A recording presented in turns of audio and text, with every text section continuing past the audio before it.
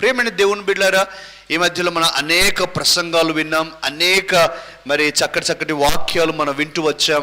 అయితే ఈరోజు నేను మీతో ప్రభు నాతో చెప్పినటువంటి మాటలు కొన్ని నేను మీకు వివరించాలని నేను కోరుకుంటూ ఉన్నాను. నేను కేవలం మాట్లాడతాను. ప్రియమైన దేవుని బిడ్డలారా, దయచేసి నా మాటలు మీరు స్వీకరిస్తూ ఉండండి. బైబిల్ గ్రంథంలో మొదటి పేజీ నుంచి చివరి పేజీ వరకు మీరు నేను గమనించినట్లయితే ప్రభువు తను ఏమైతే చేయబోతూ ఉన్నాడు అని అనుకుంటూ ఉన్నాడో వాటన్నిటినీ కూడా తన దాసుల ద్వారా, దైవజనుల ద్వారా ఆయన తెలియచేస్తూ వచ్చాడు. God would always communicate to his people through his servants. తన యొక్క దాసుల ద్వారా, తన సేవకుల ద్వారా తన మనసులో ఉన్నటువంటి ప్రణాళికలు, తాను చేయనై ఉన్నటువంటి ప్రణాళికలు ఏవైతే ఉన్నాయో వాటిని తెలియచేస్తూ ఉండేవాడు. అందుకనే కొన్ని ఉదాహరణలు ప్రియమైన దేవుని బిడ్డలారా మనం ఈ విధంగా చూస్తాం. అబ్రహాము గురించి మాట్లాడుతూ, అబ్రహామా, నేను చేయబోవున్నది నీకు దాచేదనా? నేను ఎలా దాస్తాను అబ్రహామా అని అబ్రహాముతో వాస్తవానికి దేవాది దేవుడు చెప్పాల్సిన అవసరము లేదు. దేవాది దేవుడు అసలు కమ్యూనికేట్ చేయాల్సిన అవసరమే లేదు. కానీ ఆయన అబ్రహాము దగ్గరికి వచ్చి చక్కగా అబ్రహాముతో మాట్లాడుతూ ఉన్నాడు. మోషే గురించి మనం ఆలోచించినప్పుడు మోషే గురించి కూడా అక్కడ రాస్తూ ఉన్నాడు. ఏమనంటే, మోషే ఒక మనిషితో మాట్లాడునట్లుగా దేవునితో ముఖాముఖిగా మాట్లాడుతూ ఉండెను అనే మాటను దేవుని యొక్క వాక్యంలో రాస్తూ ఉన్నాడు.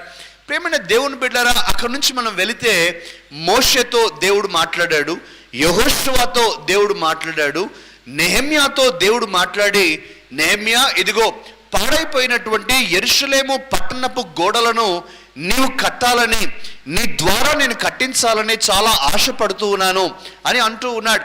అంతకంటే ముందుగా మనం చూసినట్లయితే దైవజనుడైనటువంటి దావీదును రాజుగా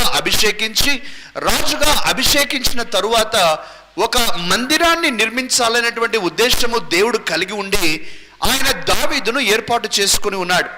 దావీదు ద్వారా ఈ పని యొక్క ప్రారంభం అయింది. కానీ దావీదు యొక్క చేతులు యుద్ధముల చేత, రక్తము చేత నింపబడి ఉన్న కారణాన దేవుడు దావీదుతో అన్నటువంటి మాట ఏమిటంటే, నా యొక్క సేవకుడైన దావీదు, నీ ద్వారా కాదు కానీ నీ కుమారుడైన సొలొమోను ద్వారా నేను ఈ పని నెరవేరుస్తాను అని చెప్పి ఆయన కుమారుడైన సొలొమోను ద్వారా ఒక చక్కటి మందిరాన్ని ఆయన యెరూషలేము పట్టణంలో నిర్మించాడు. అక్కడి నుంచి మనం చూస్తే ప్రియమైన దేవుని బిడ్డలారా, మేజర్ ప్రాఫిట్స్ అని, మైనర్ ప్రాఫిట్స్ అని బైబిల్ గ్రంథంలో ఆయన వారి ద్వారా తన యొక్క స్వరాన్ని వినిపిస్తూ వచ్చాడు. నూతన నిబంధనకి ప్రారంభంలోనే మనం చూస్తాం, దైవజనుడైనటువంటి బాప్తిసమిచ్చు యోహాను ప్రియమైన దేవుని బిడ్డలారా దేవుని యొక్క స్వరాన్ని విని ప్రజలకు తెలియచేస్తూ ఉండేటువంటి వాడు. ప్రజలకు తెలియచేసి, ఇదిగో సర్ప సంతానమా, మారు మనసు నొందుటకు ఇదిగో ఎవరు మీకు నేర్పిస్తూ ఉన్నారు? మీరు సరి అయిన మారు మనసు మీరు పొందటం లేదు. సరి అయిన మారు మనసు పొందటం లేదు కాబట్టి ఇదిగో చెట్టు వేరున గొడ్డలి ఉంచబడి ఉన్నది.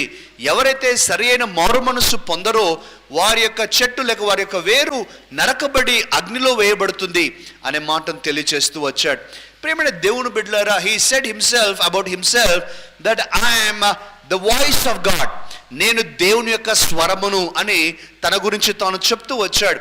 అక్కడ నుంచి చూస్తే పేతురును దేవుడు వాడుకున్నాడు. అక్కడ నుంచి చూస్తే పౌలును దేవుడు వాడుకున్నాడు. అదేవిధంగా తిమోతి లాంటి భక్తి పరులను, మరి తబితా లాంటి భక్తి పరులను, లేకపోతే డోర్కా లాంటి భక్తి పరులను ఆయన వాడుకొని అనేక మందికి తన స్వరాన్ని వినిపించాడు. నూతన నిబంధన గ్రంథంలో ప్రేమైన దేవుని బిడ్డలారా, స్టెఫెను ద్వారా, ఫిలిప్ ద్వారా ఆయన తన స్వరాన్ని తన ప్రజలకు వినిపిస్తూ వచ్చాడు అనేటువంటి విషయాన్ని నేను తెలియజేస్తూ ఉన్నాను. కారణం ఏంటి ప్రేమైన దేవుని బిడ్డలారా? కారణం ఏంటంటే God is interested in communicating his purpose, his plans to his people. తన యొక్క ప్రణాళికలు, తన యొక్క ఉద్దేశములన్నీ కూడా తన ప్రజలతో తెలియచేయాలి అనేటువంటి ఆశ దేవుడు కలిగి ఉన్నాడు. దేవుడు మనలందరినీ కూడా ఒక ముసుగులో పెట్టేసి, ఒక మరి దాపురికలో పెట్టేసి తను కోరుకున్నదంతా చేసేయాలనేటువంటి ఉద్దేశము దేవునికి లేదు. దేవుడు ఏదైనా సరే మనకు చక్కగా వివరించి, ఇదిగో మీరు కూడా ఈ పాత్రలో, ఈ యొక్క పనిలో పాత్రధారులు కావాలి, భాగస్వామ్యులు కావాలి అనేటువంటి కోరికను ఆయన తెలియచేస్తూ ఉన్నాడు. రెండవది నేను చెప్తున్నాను. మొదటిది నేను చెప్పే మాట ఏమిటంటే, God is interested in communication and God reveals what about his plans and purposes. ఆయన ప్రణాళికలు, ఆయన యొక్క ఉద్దేశాలు మనకు తెలియచేస్తాడు. రెండవది నేను చెప్పాలనుకునేది, God always works in partnerships. దేవుడు భాగస్వామ్యములోనే ఆయన తన పనులు జరిగిస్తాడు. భాగస్వామ్యంలోనే. మీరేమైనా చెప్పండి ప్రేమైన దేవుని బిడ్డలారా, బైబిల్లో ఆయన అన్నాడు, నాకు మొరపెట్టుడి నేను మీకు ఉత్తరం ఇచ్చేదను. సింపుల్ వర్డ్, నాకు మొరపెట్టుడి నేను మీకు ఉత్తరం ఇచ్చేదను. ఆ రెండు మాటల్లోనే మన బాధ్యత, మన భాగస్వామ్యం గుర్తు చేస్తున్నాడు. తన బాధ్యత, తన భాగస్వామ్యం గుర్తు చేస్తున్నాడు. మన భాగస్వామ్యం ఏంటి? మీరు నాకు మొరపెట్టండి. మీరు మొరపెట్టడం మీ బాధ్యత. మీరు నాకు ప్రార్థన చేయటం మీ యొక్క భాగస్వామ్యం. నేను ఉత్తరం ఇవ్వటము నా భాగస్వామ్యం. దేవుడు ఏదైనా చూడండి ప్రేమైన దేవుని బిడ్డలారా, ఏ వాగ్దానం ఇచ్చినా బైబిల్ గ్రంథంలో వాగ్దానము ముందు లేక వాగ్దానము లోపట మనకు ఆయన మన భాగస్వామ్యాన్ని జ్ఞాపకం చేస్తాడు. ఉదాహరణగా ఇంకోటి ఆలోచించండి. ఆయన యేసుక్రీస్తు ప్రభు తనకి వాక్యంలో రాసి ఉంచినటువంటి మాట ఏమిటంటే, ఎవరైతే తమ పాపములను ఒప్పుకొని యేసుక్రీస్తు ప్రభువని తమ హృదయమందు నమ్మి నోటితో ఒప్పుకొని ప్రభువు అతనిని మరణం నుంచి లేపినని విశ్వసించిన ఎడల వారు రక్షించబడుదురు అనేటువంటి మాటను తెలియచేశాడు. ఇందులో కూడా మన భాగస్వామ్యాన్ని ఆయన జ్ఞాపకం చేస్తున్నాడు. మన భాగస్వామ్యం ఏంటి? దీనిలో నీవు నమ్మాలి, నీవు హృదయమందు నమ్మాలి, నువ్వు నోటితో ఒప్పుకోవాలి. ఇది నీ భాగస్వామ్యం. ఇది లేకుండా నువ్వు రక్షించబడలేవు. నీ భాగస్వామ్యం నువ్వు చేయగలిగినప్పుడే దేవుడు తన యొక్క భాగస్వామ్యాన్ని కూడా నెరవేర్చటానికి ఒక అవకాశం అనేటువంటిది నెరవేరుతుంది. నీ భాగస్వామ్యం నెరవేర్చకుండా దేవుడు తన భాగస్వామ్యం నెరవేర్చాలని అనుకోవటము కొంత తొందరపాటు, కొంత అత్యాశ, కొంత సోమరితనానికి కూడా గుర్తు ప్రేమైన దేవుని బిడ్డలారా. అంటే నేనేమి చేయను ప్రభువా, నువ్వైతే చేయాలి అనేటువంటి ఉద్దేశం. అంటే ఇలాంటి వారు ఎలా చెప్తారు అని అంటే, దేవుని మీదనే భారమంతా వేస్తున్నాం అని చెప్పేటువంటి వారు కొన్నిసార్లు ఎలా అంటారంటే, గాల్లో దీపం వెలిగించి పెడతానండి, దేవుడే చూసుకుంటాడు అని అంటాడు. మంచిది, దాంట్లో కూడా నీవే ఒక భాగస్వామ్యాన్ని తెలియచేస్తూ ఉన్నావు. ఏం భాగస్వామ్యం తెలియచేస్తున్నావు?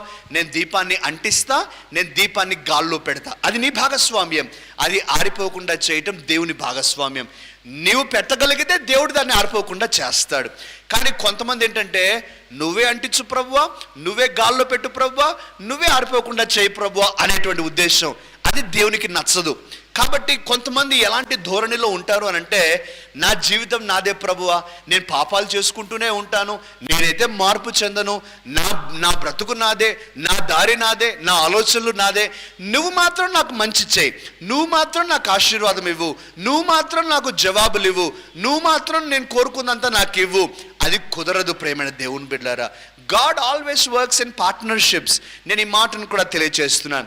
ఎందుకు నేను ఈ మాటలు తెలియజేస్తూ ఉన్నానంటే, ఈరోజు దేవుడు మన సంఘములో కూడా ఆయన తన స్వరాన్ని వినిపించి మనల్ని నడిపిస్తూ ఉన్నాడు అని తెలియజేయడానికే మీ అందరికీ మాటలు నేను చెప్తూ ఉన్నాను.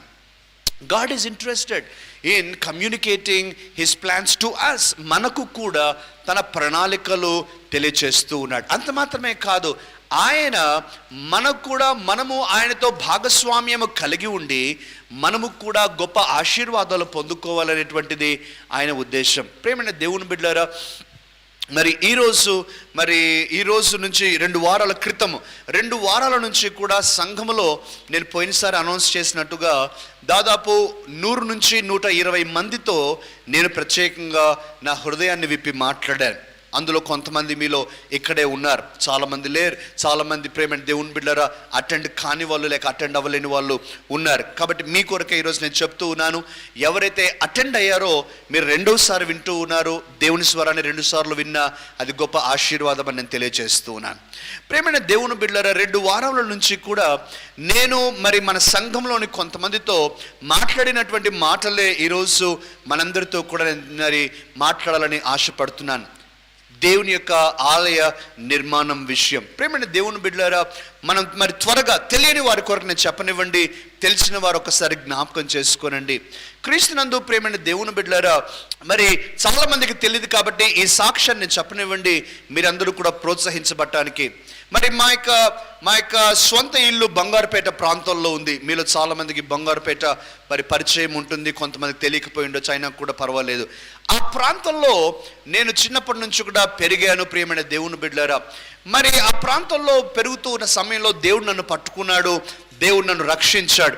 రక్షించబడినటువంటి ప్రారంభ దినాలలో నేను ఇంటి పైకప్పు ఎక్కి ప్రార్థన చేసేటువంటి అలవాటు నాకు ఉండేది. ఆ రోజుల్లో ఇంటి పైకెక్కి ప్రార్థన చేస్తున్న సమయంలో ప్రియమైన దేవుని బిడ్డలారా, ప్రార్థన అయిపోయిన తరువాత మా యొక్క ఇంటిపై నుంచి చాలా ప్రాంతం, కర్నూలు ప్రాంతం, చాలా ప్రాంతం కనిపిస్తుంది.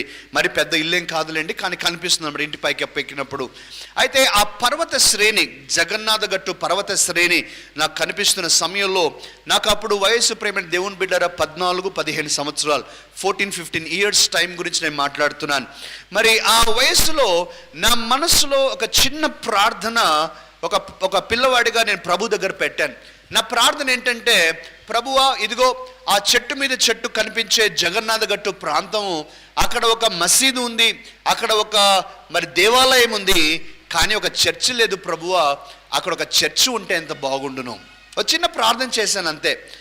దాని గురించి ఉపవాసాలు ఉండలా, దాని గురించి నేనేదో గంభీరమైన ప్రార్థనలు కూడా చేయలా. పసిపిల్లవాడిగా నేను అనుకున్నది ఏంటంటే, ప్రభువా, ఆ పర్వత శ్రేణిలో ఒక మందిరం ఉంటే బాగుంటుంది ప్రభువా అని ఆశించాను. ప్రేమైన దేవుని బిడ్డలారా, ఈరోజు నేను మిమ్మల్ని అందరినీ కూడా ప్రోత్సహించేటువంటి విషయం అదే. నాకే అది ప్రాముఖ్యమైన ప్రార్థనగా అనిపించలేదు. నేను యాక్చువల్గా సీరియస్గా లేను ఆ ప్రార్థన విషయంలో, కానీ దేవుడు ఆ ప్రార్థన పట్టేశాడు. దేవుడు ఆ ప్రార్థన పట్టేసి ఆ ప్రార్థనకు జవాబును సిద్ధపరచడం ప్రారంభించి, దాదాపు ఆ ప్రార్థన చేసిన 20 సంవత్సరాల తరువాత ప్రేమైన దేవుని బిడ్డలారా, మన సంఘానికి అక్కడ ఒక చక్కటి స్థలాన్ని ఏర్పాటు చేసి కొద్ది రోజుల్లో మనము ఆ పర్వత శ్రేణిలో ఒక చక్కటి మందిరాన్ని మనం కట్టబోతున్నాం. ఇది దేవునికి మహిమ. చప్పలు కొడుతూ మనం ప్రభువుని మహిమపరుచుకుందాం. దేవుని యొక్క ప్రణాళిక, దేవుని యొక్క మంచితనం ఎంతగా ఉంటుందో మనం జ్ఞాపకం చేసుకోవాలి. ఈరోజు ప్రేమైన దేవుని బిడ్డలారా, నేను కొన్ని మాటలు కూడా చెప్పనివ్వండి. ఎప్పుడైతే మనము దేవుని యొక్క మహాకృపను బట్టి ఆ యొక్క స్థలాన్ని గవర్నమెంట్ వారి దగ్గర మార్కెట్ వాల్యూకు మనం కొనుక్కున్నామో, అప్పటి నుంచి కూడా దాన్ని డెవలప్ చేయటం ప్రారంభించాం. దాన్ని డెవలప్ చేస్తూ ఉన్న సమయంలో ప్రభువు ప్రేమైన దేవుని బిడ్డలారా, ఆలయ నిర్మాణము మీరు చేయండి, మీరు ప్రారంభించండి అనే మాటను నాతో తెలియచేయటం నేను గ్రహించాను. ఆలయ నిర్మాణం చేయాలి అనేటువంటి విషయం. దానికంటే ముందుగా ప్రియమైన దేవుని బిడ్డలారా, ప్రభు దగ్గర ప్రార్థిస్తున్న సమయంలో ఆయన అనేక వాగ్దానాలు మన సంఘానికి ఇచ్చాడు. ఆ యొక్క వాగ్దానాలు, ఎన్నో వాగ్దానాలు ఇచ్చాడు. దయచేసి చూడండి, యెషయా గ్రంథం కొన్ని వచనాలు మనం చదువుతాం. ఇవన్నీ కూడా ప్రవచనాత్మకముగా మన సంఘానికి మరి ఈ మాటలు బయలుపరిచాడని నేను మీకు జ్ఞాపకం చేస్తూ ఉన్నాను. 2వ వచనం 3వ వచనం దయచేసి చదవండి. అంత్య దినములలో పర్వతముల పైన యెహోవా మందిర పర్వతము పర్వత శిఖరమున స్థిరపరచబడి కొండల కంటే ఎత్తుగా ఎత్తబడును. ప్రవాహము వచ్చినట్టు సమస్త అన్యజనులు దానిలోనికి వచ్చెదరు. ఆ కాలమున సియోనులో నుండి ధర్మశాస్త్రము, యెరూషలేములో నుండి యెహోవా వాక్కు బయలువెల్లును. జనములు గుంపులు గుంపులుగా వచ్చి యాకోబు దేవుని మందిరమునకు, యెహోవా పర్వతమునకు మనము వెళ్ళుదము రండి.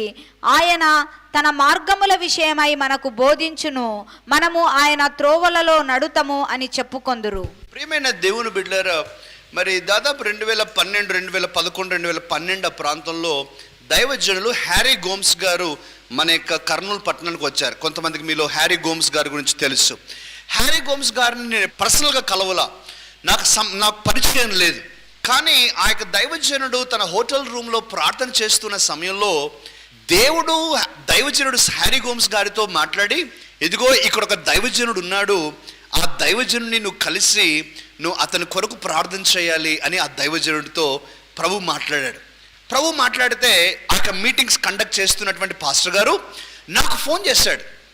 నాకు ఫోన్ చేసి, పాస్టర్ గారు, మరి దైవజనుడు హ్యారీ గోమ్స్ గారితో పరిశుద్ధాత్మ దేవుడు మిమ్మల్ని కలవమని, మీతో మాట్లాడమని, మీ కొరకు ప్రార్థన చేయమని బయలుపరిచాడు, ఒకసారి మీరు వస్తారా అని చెప్పడం జరిగింది. నేను ఎప్పుడూ కలవలా, నా గురించి ఎప్పుడూ తెలియదు హ్యారీ గోమ్స్ గారికి. సరే, ఏదైనా దైవజనుడు కదా అని నేను వెళ్ళి అతనితో మాట్లాడుతూ ఉంటే, ప్రేమైన దేవుని బిడ్డలారా, అతనికి ఎప్పుడూ తెలియదు అసలు ఆ స్థలం గురించి కానీ, అక్కడ మనం మందిరం గురించి ప్లాన్ చేస్తున్నామని ఏమీ తెలియదు. వెంటనే ఆయన నోరు తెరిచి ఆయన అన్నాడు నాతో, బ్రదర్, నేను మీకున్నటువంటి స్థలంలోనికి వచ్చి ప్రార్థన చేయాలని పరిశుద్ధాత్మదేవుడు నాతో చెప్తూ ఉన్నాడు అన్నాడు. అవాక్కవటం నా వంత అయింది. మంచిదండి, రండి అని వెహికల్లో ఇద్దరం కలిసి ఆ యొక్క పర్వతానికి వెళ్ళాం. ఇప్పుడు మనం చర్చ్ కడుతున్న స్థలానికి. అక్కడ అడుగు పెట్టిన తడవనే ప్రేమైన దేవుని బిడ్డలారా, దైవజనుని నోటిలో ఈ ప్రవచనం వచ్చింది. ఆ దైవజనుడు చెప్పడం ప్రారంభించాడు, ఇదిగో ఇక్కడ గుంపులు గుంపులుగా వేల కొలది మంది వచ్చి దేవుణ్ణి ఆరాధించేటువంటి ఒక మందిరాన్ని దేవుడు నిర్మించడానికి ఆయన ఇష్టపడుతూ ఉన్నాడు. ఈ స్థలాన్ని దాని కొరకై ఆయన ప్రతిష్ఠిస్తూ ఉన్నాడు అనే మాటను ఆయన చెప్పినప్పుడు నేను దేవునికి స్తుతించాను. హల్లెలూయా. ప్రియమైన దేవుని బిడ్డలారా, ఎక్కడో కోయంబత్తూరులో ఉంటారు హ్యారీ గోమ్స్ గారు. నేనెప్పుడూ కలవలా, నేనెప్పుడూ మాట్లాడలా. కానీ పరిశుద్ధాత్మ దేవుడు ఆ దైవజనుని ద్వారా తన యొక్క ఉద్దేశాన్ని, తన యొక్క ఆలోచనను బయలుపరిచి అంతవరకు కూడా మనతో మాట్లాడుతున్నటువంటి మాటను ఆయన స్థిరపరుస్తూ వచ్చాడు. ఈ మాట మొట్టమొదటిది కాదు, పర్వత శిఖరంపై మందిరం అనేటువంటిది మొదటిది కాదు. ప్రేమైన దేవుని బిడ్డలారా, 1999వ సంవత్సరం, అంటే ఆ సంవత్సరంలో మన చర్చి ప్రారంభించిన సంవత్సరం అది. 1999వ సంవత్సరంలో ఆనాడు ఏమీ లేదు మనకు అసలు ఏమీ లేదనమాట. ఆ సమయంలో దేవుడు మాట్లాడిన మాటలు మీకు చూపించాలి. ప్రేమైన దేవుని బిడ్డలారా, దయచేసి చదవండి హగ్గై గ్రంథం 1వ అధ్యాయం. హగ్గై గ్రంథం 1వ అధ్యాయం 2వ వాక్యం. సమయం ఇంకా రాలేదు, యెహోవా మందిరమును కట్టించుటకు సమయం ఇంకా రాలేదని నా జనులు చెప్పుచున్నారే. అందుకు 8వ వచనం చదవండి ఇప్పుడు. పర్వతములెక్కి మ్రాను తీసుకొని వచ్చి మీరు ఈ మందిరమును కట్టించిన ఎడల దాని యందు నేను సంతోషించి నన్ను గణపరచుకొందునని యెహోవా సెలవిచ్చుచున్నాడు. మనం చర్చి ప్రారంభించిన రోజున దేవుడు నాకు ఇచ్చిన ప్రవచనం ఇది. ఆయన చెప్పిన మాట ఏమిటంటే, పర్వతములెక్కి ఈ యొక్క మందిరాన్ని నిర్మిస్తే నేను సంతోషిస్తాను. దాని గురించి, పర్వతం గురించి తెలియదు మనకు, చర్చ్ ఎప్పుడు కడతామో తెలియదు, కానీ దేవుడు తను చేయబోయే కార్యము తనకు తెలుసు కాబట్టి ఆయన అంటున్నాడు, పర్వతములెక్కి మ్రాను తీసుకుని వచ్చి మీరు మందిరాన్ని నిర్మించబోతూ ఉన్నారు అనేటువంటి ఒక చక్కటి ప్రవచనాన్ని ఆయన మన సంఘం మీద ప్రేమైన దేవుని బిడ్డలారా ఇస్తూ ఉన్నాడు. దయచేసి నా మాటలు జాగ్రత్తగా వినండి. మన సంఘం ఎప్పుడూ కూడా ప్రార్థన మీద ఆధారపడే సంఘము, పరిశుద్ధాత్మ దేవుని నడిపింపు మీద అడుగులు ముందుకు వేసే సంఘం. మానవ ఆలోచనకు తావులేదు, మానవ ఇమోషన్స్కు తావులేదు, మానవుని జ్ఞానానికి తావులేదు, కానీ పరిశుద్ధాత్మ దేవుడు ఎలా చెబితే అలా నడుచుకోవటం మన యొక్క విధిగా మనం ముందుకు వెళ్తూ ఉన్నాం. క్రీస్తునందు ప్రేమైన దేవుని బిడ్డలారా, మరి లాంగ్ స్టోరీ కట్ చేసి నేను చెప్పడానికి ప్రయత్నం చేస్తాను. 2013వ సంవత్సరము ఆగస్టు నెలలో దేవుడు ఎప్పుడైతే మనకు మరి గ్రీన్ సిగ్నల్ ఇచ్చాడో, 2013 ఆగస్టు నెలలో మనము ఫౌండేషన్ స్టోన్ వేశాం. ఆ రోజే చక్కటి వర్షాన్ని ప్రభు మనకు ఇచ్చాడు. ఆ యొక్క దీవెనకు గుర్తుగా ఆయన ఇచ్చాడు. కానీ ఆ రోజులలో మీకు జ్ఞాపకం ఉన్నట్లయితే సమైక్యాంధ్ర, సెపరేట్ తెలంగాణ కావాలని బహు ఉవ్వెత్తున ఉద్యమాలు జరుగుతున్నటువంటి రోజులవి. కాబట్టి ఆ రోజులలో మనకు ఆలయ నిర్మాణం చేయటానికి గవర్నమెంట్ వారు పర్మిషన్ ఇవ్వలేదు. మనం గవర్నమెంట్ పర్మిషన్, ఈ రోజుల్లో మందిరం నిర్మాణం చేయాలి అంటే కలెక్టర్ గారి పర్మిషన్ కంపల్సరీ కావాలి. కాబట్టి ఆ యొక్క పర్మిషన్ కొరకు మనము డిస్ట్రిక్ట్ పంచాయత్ ఆఫీసర్ ద్వారా మనం పర్మిషన్ కొరకు అప్లై చేశాం. కానీ ఈ ఉద్యమాల గురించి మన యొక్క పని కాల. దాదాపుగా అక్టోబర్ నవంబర్ నెలలో అన్నీ కూడా ప్రాసెస్ ఫినిష్ అయిపోయిన తర్వాత ప్రేమైన దేవుని బిడ్డలారా, మనకు కలెక్టర్ గారు పర్మిషన్ ఇచ్చారు ఆలయం నిర్మించడానికి. డిసెంబర్ నెల నుంచి మన పని ప్రారంభించాం. ప్రేమైన దేవుని బిడ్డలారా, వాస్తవానికి నా ఆలోచన ఏంటంటే ఇట్లా ఈ విధంగా ఒక హాల్ వేసేస్తే సరిపోతుందిలే అని ప్రథమంగా నేను అనుకున్నాను. కానీ ప్రభు నాతో వెంటనే మాట్లాడి, అంతా కూడా ఒక హాల్ వేసేస్తే ఇక ఏం పని చేస్తావు అనే ఆలోచన నాకు దయచేసి ఆయన అన్నాడు, ఒక మల్టీ పర్పస్ ఫెసిలిటీ అంటే బహుళ ప్రయోజనార్థమైనటువంటి ఒక కట్టడం, అనేక ప్రయోజనాలు దాంట్లో జరగాలి, మల్టిపుల్ పర్పసెస్ జరగాలి అనేటువంటి రీప్లానింగ్, రీడిజైనింగ్ ప్రభు ఎప్పుడైతే ఇచ్చాడో దాని కొరకు మనం సిద్ధపడటం ప్రారంభించాం. ఈరోజు ప్రేమైన దేవుని బిడ్డలారా, మనలో బహుశా కొంతమంది అనుకుంటూ ఉండవచ్చు, చాలా లేట్ అవుతుంది కదా, నిదానం అవుతుంది కదా అని. అయితే కన్స్ట్రక్షన్ వర్క్స్ గురించి తెలిసిన వారు కానివ్వండి, కన్స్ట్రక్షన్ ఫీల్డ్లో ఉన్నవారు కానివ్వండి, ప్రేమైన దేవుని బిడ్డలారా, ఒకవేళ మీరు ఇల్లు కట్టించి ఉంటే మీకు అర్థమవుతుంది, మనము ఈ 35 నెలల్లో మనము చేసిన పని చిన్న పని కాదు. చాలా చాలా మరి ఎంతో పని మనం దేవుని యొక్క మహాకృపను బట్టి జరిగించడం దేవుడి యొక్క కృపగా నేను భావిస్తూ ఉన్నాను. దేవుని దగ్గర ఈ మాట కూడా నేను ప్రార్థన చేశాను. ప్రేమైన దేవుని బిడ్డలారా, ప్రభువా, మాలో కొంతమంది ఆలస్యం అవుతుంది కదా అని అనుకుంటూ ఉన్నారు. ప్రభువా, దాని గురించి మీరేం చెప్తూ ఉన్నారని ఆలోచించినప్పుడు ప్రభు నాతో ఈ మాటలు మాట్లాడాడు. ప్రేమైన దేవుని బిడ్డలారా, దయచేసి చూడండి యెషయా గ్రంథం. ఈరోజు దేవుని యొక్క స్వరాన్ని నేను మీకు మాట్లాడుతున్నాను, దేవుని యొక్క మాటలే నేను మీకు మాట్లాడుతున్నాను. ప్రేమైన దేవుని బిడ్డలారా, ఈ స్వరాన్ని, దేవుని యొక్క మాటలు మీరు స్వీకరించాలని నేను ఆశపడుతున్నాను. దయచేసి చూడండి యెషయా గ్రంథము 66వ అధ్యాయం, దయచేసి చదవండి 8-9 వచనాలు. అట్టి వార్త ఎవరు వినియుండిరి, అట్టి సంగతులు ఎవరు చూచిరి? ఒక జనమును కనుటకు ఒకనాటి ప్రసవ వేదన చాలునా? ఒక్క నిమిషములో ఒక జనము జన్మించునా? ప్రేమైన దేవుని బిడ్డలారా, ప్రభు నాతో చెప్పాడు ఏంటంటే, మరి ఇది చిన్న విషయం కాదు కదా. ఒక్క నిమిషంలో మరి ఒక బిడ్డను కనాలంటే ఒక దినం సరిపోతుంది, లేక కొంత సమయం సరిపోతుంది. ఒక జనమును కనాలంటే ఒక దినపు ప్రసవ వేదన సరిపోతుందా? ఇందాక నేను వాక్యంలో చూపించాను. ప్రేమైన దేవుని బిడ్డలారా, మరి గొప్ప గొప్ప జన సమూహములు మన యొక్క సంఘములో దేవుణ్ణి ఆరాధించబోతూ ఉండగా అది కనటానికి లేక కట్టటానికి ఒకనాటి ప్రసవ వేదన సరిపోదని ప్రభువు చెప్పుచూ ఉన్నాడు. ఈరోజు అందుకని మనము ప్రేమైన దేవుని బిడ్డలారా, ఒక మోటివేషన్తో మనం ఏమాత్రము నిరుత్సాహపడకుండా, ఏమాత్రము కృంగిపోకుండా మన ముందు ఉంచబడినటువంటి ఈ బాధ్యతను చక్కగా జరిగించడం దేవుని యొక్క ప్రణాళిక అని సంఘమంతటికి కూడా నేను జ్ఞాపకం చేస్తూ ఉన్నాను. ప్రేమైన దేవుని బిడ్డలారా, మరొక మాటను కూడా నేను ఈ విషయంలో చెప్పనివ్వండి. ప్రభు ఎప్పుడైతే మనకు 2013లో ఆలయ నిర్మాణం చేయమని మరి ప్రకటించాడో, చెప్పాడో, 2013 సెప్టెంబర్ నెలలో ఫెయిత్ ప్లెడ్జ్, విశ్వాస ఒడంబడిక అని మనం ఒక కార్యాన్ని మన సంఘంలో జరిగించాం. అంటే ఆలయ నిర్మాణం కొరకై ఎవరైతే ప్రేరేపించబడి ఆలయ నిర్మాణం కొరకై కానుక ఇవ్వాలని అనుకున్నటువంటి వారు, మీరు ఒక విశ్వాస ప్రమాణం, ఒక విశ్వాస ఒడంబడిక చేసి నేటి నుంచి 12 నెలల వ్యవధిలో మీ యొక్క ప్రమాణాన్ని మీరు నెరవేర్చడానికి ప్రయత్నం చేయాలని, అటువంటి ఒక ఒడంబడిక చేయాలని దైవజనుడిగా నేను దేవుని నుంచి ఆ సమయాన్ని వాక్యాన్ని పొందుకొని ప్రకటించాను. ఆ రోజు బహుశా మనలో కూడా కొంతమంది ఆ యొక్క విశ్వాస ఉడంబడికలు చేశారు. దేవునికి స్తోత్రం కలుగును గాక. అయితే ఆ విశ్వాస ఉడంబడికలు చేసిన వారిలో కొంతమంది 1 సంవత్సరం లోపటే తమ యొక్క విశ్వాస ఉడంబడిక, విశ్వాస వాగ్దానాన్ని కంప్లీట్ చేశారు. వారిని బట్టి నేను దేవునికి స్తుతి చెల్లిస్తూ ఉన్నాను.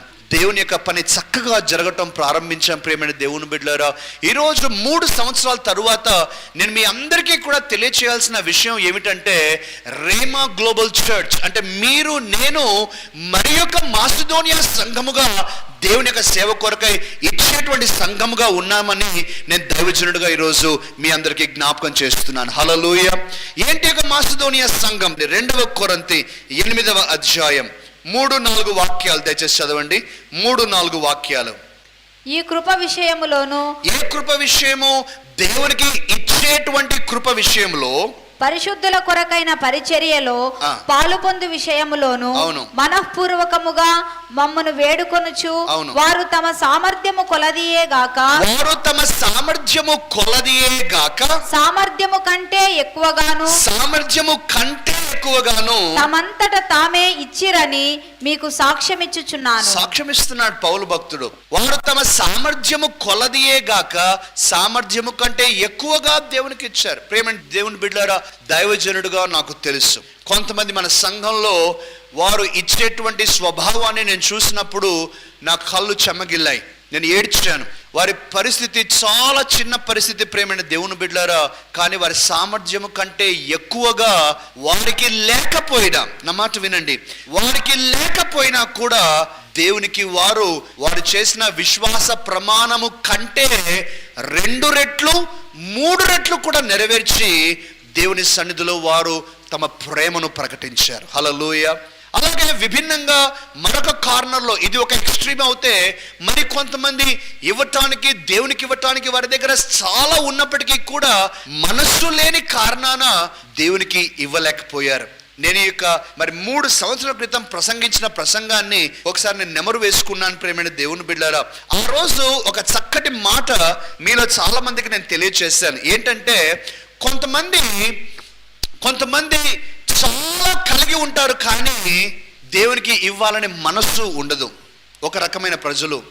2వ రకమైన ప్రజలు, కొంతమంది చాలా ఉంటుంది, దేవునికి ఇవ్వాలనే ఆశ ఉంటుంది, దేవునికి ఇచ్చేస్తారు. 2వ రకమైన ప్రజలు. 3వ రకమైన ప్రజలు ఎవరంటే, వారికి ఇవ్వాలనే ఆశ చాలా ఉంది కానీ ఇవ్వటానికి ఏమీ లేదు వాళ్ళ దగ్గర. ఇవ్వాలనే ఆశ మాత్రం చాలా ఉంది కానీ ఇవ్వటానికి ఏమీ లేదు. మీతో కలిసి ప్రార్థిస్తాను, నాతో ఏకీభవించండి. ప్రార్థన. పరిశుద్ధులైన తండ్రి, మహోన్నతుడా, గొప్ప దేవా, నీకు స్తుతి స్తోత్రాలు చెల్లిస్తూ ఉన్నాం. మీరే తండ్రి నా ప్రియ సహోదరి సహోదరులను దీవించాలని ఆశీర్వదించాలని ప్రార్థిస్తున్నాం.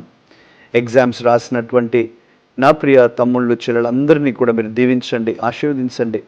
మంచి మార్క్స్ చేత వారిని ఆశీర్వదించి మీ మహిమ కొరకై నిలువబెట్టాలని ప్రార్థన చేస్తూ ఉన్నాను. ప్రత్యేకంగా తండ్రి, ఎవరెవరైతే అస్వస్థతగానో అనారోగ్యంతోనూ బాధపడుతూ ఉన్నారో మీరే ప్రభువా వారిని స్వస్థపరిచి బలపరిచి మీ అభిషేకం చేత నింపి గొప్ప బలముతో ముందుకు తీసుకువెళ్ళాలని ప్రార్థన చేస్తూ, మీరే ప్రభువా మా కుటుంబాలలో ఆత్మీయ అనుభవాలను, లోతైన అనుభవాలను దయచేసి నడిపించమని ఘనత ప్రభావములు మీకే చెల్లిస్తూ యేసుక్రీస్తు నామముననే ఈ ప్రార్థన చేస్తున్నాం తండ్రి. ఆమేన్, ఆమేన్. క్రీస్తునందు ప్రియమైనటువంటి దేవుని బిడ్డలారా, ఈ యొక్క కార్యక్రమం చేత మీరు దీవించబడుతున్నారని నేను నమ్ముతున్నాను. క్రమము తప్పక చూస్తున్నటువంటి మీరు ఇంకా ఆత్మీయంగా ఎదగాలని మా ఆకాంక్ష. మీ ప్రార్థన అవసరతలు మాకు తెలియచేయండి. మీ కొరకు ప్రార్థించడానికి మేము ఎల్లప్పుడూ సిద్ధంగా ఉన్నాం. God bless you so much. తిరిగి ఇదే సమయానికి ఈ కార్యక్రమాన్ని చూద్దాం. అంతవరకు దేవుని యొక్క తోడు మనకు ఉండునుగాక. ఆమేన్.